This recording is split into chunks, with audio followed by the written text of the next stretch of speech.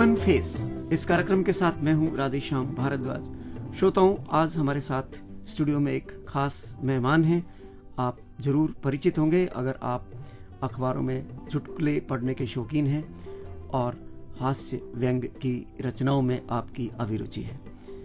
नाम है JPS jolly उर्फ अंकल जॉली। जॉली साहब, स्टूडियो में आपका स्वागत है। बहुत बहुत धन्यवाद। जॉली अंकल के उपनाम से प्रसिद्ध JPS जॉली एक ऐसे व्यक्ति का नाम है जो अपने हंसमुख और आकर्षक व्यक्तित्व और व्यंग्यात्मक रचनाओं के कारण न केवल हास्य जगत में बल्कि समाज के हर वर्ग में लोकप्रिय हैं। विभिन्न समाचार पत्रों में प्रकाशित आपके जो साफ सुथरे, गुदगुदाने वाले, लोट-पोट कर देने वाले चुटकुले, लतीफे हिंदी पाठक एक खास पहचान आपकी हिंदी पाठकों में बन चुकी है। चुटकुलों की रचना करते समय आप हर वर्ग के मनोरंजन का ध्यान रखते हैं। आपकी इस कला पे हम बातचीत करेंगे, लेकिन और भी बहुत से पहलू हैं आपके व्यक्तित्व के।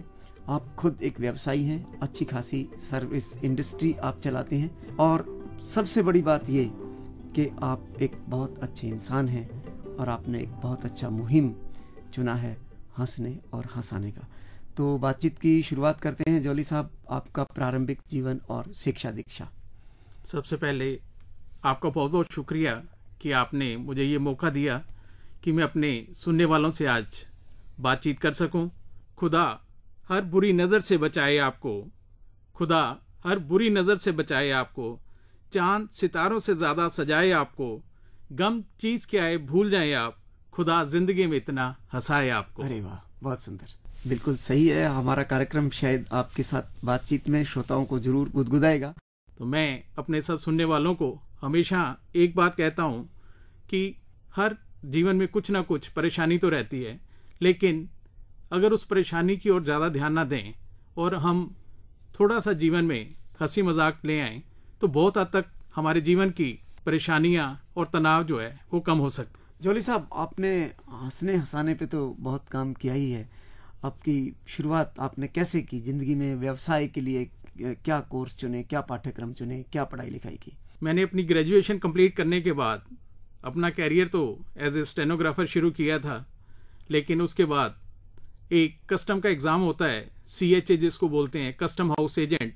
वो एग्ज़ाम पास करने के बाद मैंने क्लियरिंग एजेंसी शुरू की। अब मेरा दिल्ली, बॉम्बे और लुधियाना 3 जगह अपना लाइसेंस है और हम कस्टम क्लियरेंस का काम भी करते हैं। तो इस काम के करते करते लोगों को जो दुख दर्द से मुक्ति दिलाने का आपने एक बीड़ा उठा रखा है, इसकी तरफ आपको कैसे प्रेरणा मिली? जैसा कि अक्सर होता है, किसी न किसी दिन अचानक मन को कोई चोट लगती है और मन एकदम से बदल जाता है। कोई आदमी सारी जिंदगी शराब पीता है और कहने पे भी वो नहीं छोड़ता, लेकिन अचानक कोई ऐसा इंसिडेंस हो जाता है कि एकदम से उसका मन बदल जाता है और वो हमेशा हमेशा के लिए शराब के लिए मना कर देता है। कुछ ना कुछ ऐसा बदलाव एकदम जिंदगी में आता है। ऐसा ही मेरे साथ अचानक हुआ।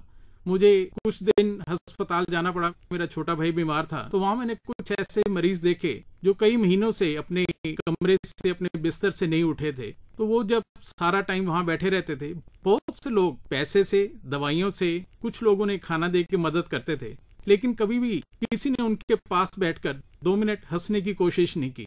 तो जब कभी मुझे वहां उनके पास बैठना पड़ता था, कुछ हंसी मजाक होता था, तो उनके चेहरे पे एक अलग सी रौनक आ जाती थी। तो उसी चीज ने मुझे मोटिवेट किया कि मैं कुछ ऐसा करूं जिससे कि इस तरह के लोगों को खुशी मिल सके।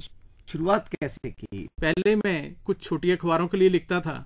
धीरे धीरे लोगों का बहुत अच्छा रिस्पांस मिला। खास तौर से जो लोग बीमार हैं, कैंसर के पेशेंट हैं, हार्ट के पेशेंट हैं, जिनको पता है कि उनका एंड क्या है, डॉक्टर भी जानते हैं, उनके घर वाले भी जानते हैं, लेकिन जब उन्हें लगा कि उनके दिमाग का बोझ हंसने से कम हो जाता है, तो मुझे लगा कि ये बहुत बड़ी थेरेपी है जिससे कि इन लोगों को हंसने से राहत मिलती है। कुल मिला के आप ये मानते हैं कि जो हंसना है वो एक उपचार पद्धति है?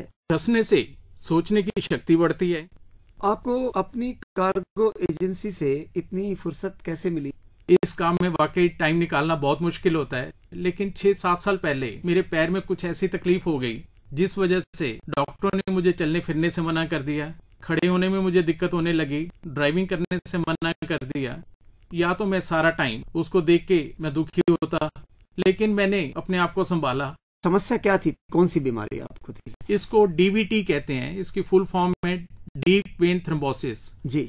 इसमें हमारे काफ मसल्स, जिसको हम पिन्नी भी बोलते हैं, उसमें ब्लड के खट्टे जम जाते हैं जी। जिससे कि खून की सप्लाई हार्ट को नहीं होती और हर समय दिल का दौरा पड़ने का डर बना रहता है, क्योंकि जब खून पैर की तरफ नीचे जाता है और उसके बाद ऊपर वापस दिल को सप्लाई नहीं मिलती खून की, तो उससे हार्ट अटैक होने का खतरा बना रहता है।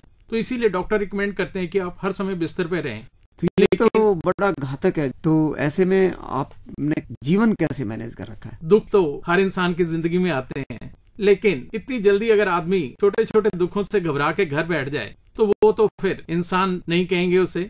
भगवान ने एक हमें मौका दिया है, तो सिर्फ अपने लिए ही नहीं, दूसरों के लिए भी करना है कि आपके जाने के बाद भी दुनिया आपको याद करे, क्योंकि हंसने का हक तो देखो सबको है। एक चीज तो आप मानते हैं, बीमारी में अगर आप हंसते हैं, एक थेरेपी है, एक इलाज का एक तरीका है, और आप खुद इसके उदाहरण हैं, तो आप कैसे बनाते हैं जोक? जोक तो देखो जी, आप कहीं भी अपने दाएं बाएं देखें, बच्चों की शरारतें देखें या गली में इवन फेरी वाले को देखें, तो कहीं ना कहीं आपको हर जगह जोक बनता मिल जाएगा। हमारी कॉलोनी में एक ढाबा है, बंतू का ढाबा, बड़ा मशहूर, बहुत बढ़िया खाना बनाता है। तो परिवार के साथ में वहां खाना खाने गया, सब लोग हम खाना खा रहे थे, तो हमारे सामने वाली टेबल पे एक आदमी खाना खा के उठा और साथ ही वॉश बेसिन पे हाथ धो के, और जैसे कुछ लोगों को आदत होती है गले में उंगली डाल के गला साफ करने लगा और जोर जोर से अजीब अजीब सी आवाजें निकालने लगा। हमने ढाबे के मालिक को बुलाकर कहा, जी ये देखो हम खाना खा रहे हैं, ये आदमी क्या कर रहा है? तो उसने उसे बुलाकर कहा कि क्या तुमने कभी इससे पहले किसी अच्छे होटल में खाना नहीं खाया जो यहाँ गले में उंगली डाल के ऐ किए जा रहे हो? कहता मैंने कल रात को ही एक 5 स्टार होटल में खाना खाया था। तो कहता उन्होंने कुछ समझाया नहीं तुम्हें? कहता उन्होंने समझाया था, अगर खाना खा के गले में उंगली डाल के ऐ करनी हो तो बंतू के ढाबे पे जाया करो। जोक तो इस तरह हर जगह मुझे मिल जाते हैं। जो पुस्तकें आपकी छपी हैं उनके बारे में कुछ बताना चाहेंगे? पहली पुस्तक मेरी आई थी हंसी का खजाना, उसके बाद हंसो हंसाओ, वो भी इस समय काफी कामयाब है और लोगों का भरपूर प्यार मुझे मिल रहा है। ना सिर्फ अपने देश में बल्कि विदेशों में भी वो पुस्तक काफी पॉपुलर है। इलेक्ट्रॉनिक मीडिया के जो श्रोता हैं उन तक भी आपने पहुंचने की कोशिश की? हाँ, मेरे टीवी में जो दिल्ली और उसके आसपास चैनल हैं उनमें अक्सर कोई ना कोई प्रोग्राम आता रहता है, लेकिन क्योंकि मेरे पैर में काफी तकलीफ है इसलिए ज्यादा दूर जाना मेरे लिए बड़ा मुश्किल है और मैं दूर तक ज्यादा नहीं जा पाता। तो जॉली साहब, आपने पैर की तकलीफ से बात शुरू की थी और पैर की तकलीफ एक बार फिर आ रही है। आप अभी भी अपना उद्योग भी चलाते हैं और लिखने के लिए आपको अखबारों से भी संपर्क करना पड़ता है। इस बीमारी के साथ साथ आप कैसे मैनेज करते हैं? यहाँ पे मैं इस बात का जवाब एक छोटे से शेर से कहना चाहूंगा जी। हर दिल में दर्द छुपा होता है, हर दिल में दर्द छुपा होता है, बयां करने का अंदाज जुदा होता है। कुछ लोग दर्द को आंसुओं में बहा देते हैं, कुछ लोगों की हंसी में दर्द छुपा होता है। तो आपकी हंसी में जो दर्द छुपा है उससे तो शायद हमारे श्रोता नहीं जान पाएंगे, लेकिन इस दौरान आपकी क्या और अभियान है, क्या आप करने जा रहे हैं?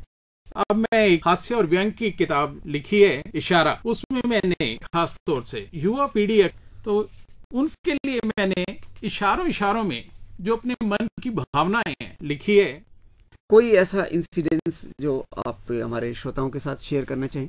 बड़ा फनी इंसिडेंस हुआ मेरे साथ।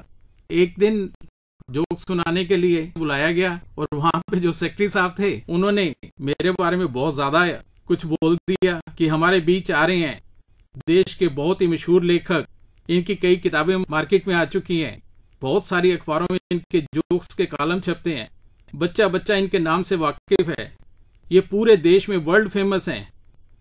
मैं अब बुला रहा हूं आपके सामने। और जब उन्होंने मेरा नाम अनाउंस करना था तो सेक्रेटरी साहब मेरा नाम ही भूल गए। बड़ा विचित्र अनुभव है। अब सेक्रेटरी साहब मेरी शक्ल देख रहे थे और मैं उनकी शक्ल देख रहा था और सामने बैठे सारी जनता हमारे दोनों की शक्ल देख रही थी। आपको लगा होगा कि खुद हम जो चुटकुले बनाते हैं आज खुद एक चुटकुला बन गए हैं। सबसे बड़ी बात है, आदमी किसी के ऊपर जोक बनाने के बजाय अपने ऊपर जोक बना के हंसे तभी खुद को भी खुशी मिलेगी और सामने वाले को भी खुशी मिलेगी। जॉली साहब, कुछ आपके जो नमूने हैं वही हो जाएं। एक दिन दादा और पोता बैठे आपस में बातचीत कर रहे थे, तो दादा ने, जैसे अक्सर बड़े बुजुर्ग पूछ लेते हैं, बेटा बड़े होके क्या बनोगे? तो पोते ने कहा, दादाजी मैं तो टीचर बनूंगा। दादाजी बड़े खुश हुए कि बेटे ये तो बहुत अच्छा, बड़ा रिस्पेक्टेबल प्रोफेशन जो आपने चुना है, लेकिन एक बात याद रखना, इसके लिए तो बहुत पढ़ाई करनी पड़ती है, बहुत मेहनत करनी पड़ती है। आगे से पोता बोला, दादाजी मुझे लगता है कि आप कभी स्कूल या कॉलेज नहीं गए, नहीं तो आप ऐसी बात नहीं करते। दादा ने कहा, क्यों, तुम ऐसा क्यों कह रहे हो? कहता, दादाजी टीचर तो सिर्फ सवाल पूछते हैं, जवाब तो सारे बच्चों को लिखने होते हैं। मतलब ये कि बच्चों को ज्यादा पढ़ना पड़ता है। बच्चे आजकल के बहुत ही हाजिर जवाब हो गए हैं।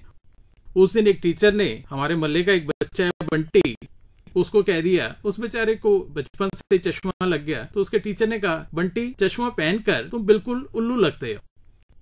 कहता, सर क्या करूं, मेरी मजबूरी है, उतारने के बाद चश्मा उतार दूं तो मुझे आप कुछ और भी आपके पास होगा जरूर। उस दिन मैं नारायणा के पोस्टमास्टर साहब के पास बैठा था, तो वहां एक आदमी आया, कहने लगा, साहब मेरी बीवी कल से सब्जी लेने गई है और अभी तक घर वापस नहीं आई, तो प्लीज आप मेरी हेल्प करो। तो पोस्टमास्टर साहब ने कहा, भाई आप गलत जगह आए हो, हम तो चिट्ठियां बांटते हैं, आप साथ वाली बिल्डिंग पुलिस स्टेशन है, वहां जाओ, थाने वाले आपकी मदद करेंगे। कहता, जी खुशी के मारे मेरा तो दिमाग ही खराब हो गया, मुझे समझ ही नहीं आ रही कि मुझे जाना कहाँ है। खैर जो भी हो, लेकिन मैं थाने तो कभी नहीं जाऊंगा। पोस्टमास्टर साहब ने पूछा, क्यों भाई, थाने क्यों नहीं जाओगे? कहता, जी पिछले साल जब मेरा स्कूटर गुम हुआ था, तो पुलिस वालों को तीसरे दिन वो स्कूटर मिल गया था, लेकिन उन्होंने मुझे 25 दिन बाद दिया था, तो अब मैं इन हालात में थाने तो नहीं जा सकता। ऐसे हालात में तो बिल्कुल कोई भी जाना पसंद नहीं करेगा। तो आप थीम कैसे चुनते हैं चुटकुलों के? देखो, अखबार पढ़ते हैं तो समाचार पत्र में से, अखबार की न्यूज से ही कोई ना कोई जोक बन जाता है। अब पीछे काफी दिनों से हॉस्पिटल में स्ट्राइक चल रही थी, तो उस दिन सुबह से ही मेरे दिमाग में एक जोक आया कि एक मरीज, अस्पताल का एक स्टाफ का एम्प्लॉय अपनी पत्नी को 5वीं बार डिलीवरी के लिए हॉस्पिटल लेके गया।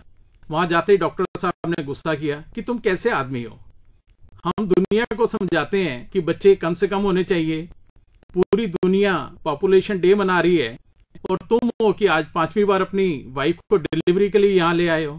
कहता, डॉक्टर साहब गुस्सा करने की जरूरत तो है नहीं, आए दिन तो अस्पतालों में स्ट्राइक कर देते हो, अब जिस दिन अस्पताल में हड़ताल नहीं होती उस दिन बसों की हड़ताल हो जाती है, अब रोज रोज घर बैठेंगे तो बच्चे तो होंगे।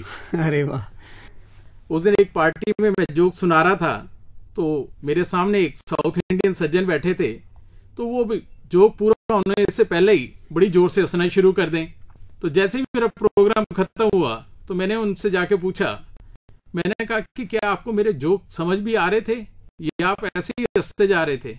उन्होंने मुझे घूर कर देखा और बोले कि आप क्या समझते हैं कि जोक्स को बिना समझे सिर्फ सिद्धू साहब ही हंस सकते हैं, हम नहीं हंस सकते। बहुत अच्छा, सिद्धू साहब पे भी आप पहुंच गए हैं। जीवन की बहुत सारी ऐसी स्थितियां हैं जो बड़ी विद्रूप हैं और जो बड़ी कष्टदायक हैं। क्या आपने इस तरफ कुछ लंबे लेख टाइप, व्यंग टाइप भी लिखने शुरू किए?